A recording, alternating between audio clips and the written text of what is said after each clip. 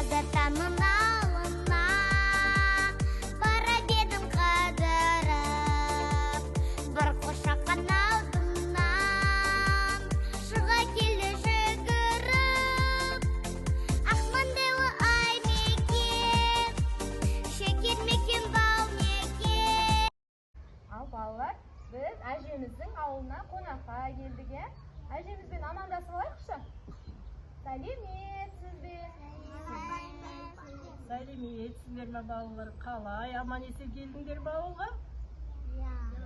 Жолдан шаршамай жеттіңдер ме?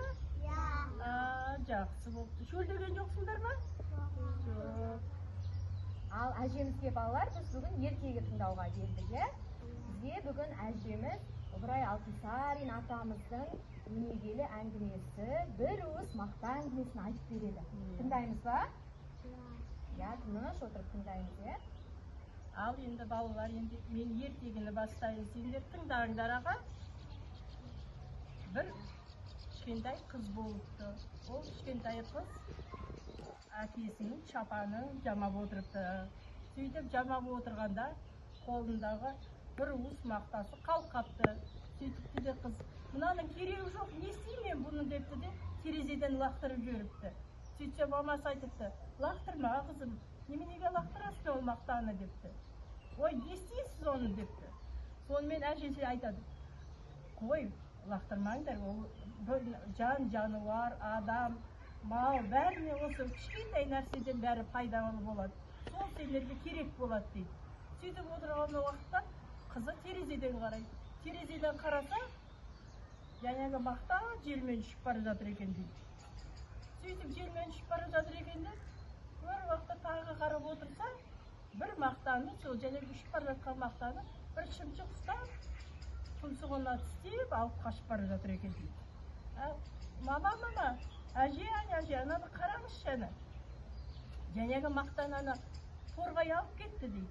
Сөйтсе әжесі айтыпты. Әй, қызым ау, жаңа мен сендерге айттым ғой. Ол мақта кішкентай болса да әжетке жарайды. Әні торғай алып кетті де, өзінің ұясына апарайын деп еді. Ол жерден балапанның астына мамықты әдемілеп төсейін деп жатыр. Міне, барлық зат керек дедім ғой дейді.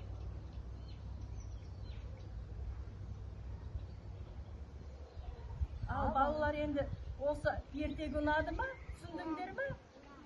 Сонда үш нәрсені лақтыруға болмайды екен. Әже мен апаның тілін алу керек екен, маманың. Солай ма балалар?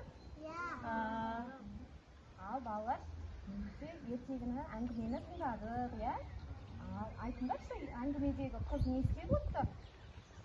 Қыз не істеп отты әңгімедегі? Қыздікі дұрыс па екен? Әкесінің шапанын жамап отырыпты, тігіп отырыпты. Мақтаны не істейді? Терезеден лақтырып жібереді. Қажет емес екен деп қалады, Ал кішкентай заттың өзі қажетке жарайды екен, Ол құсқа болсын, адамға болсын, жануарға болсын, әйтеуір бір қажеттілікке жарайды екен, балалар? Түсіндік па? Ақмаңдайлы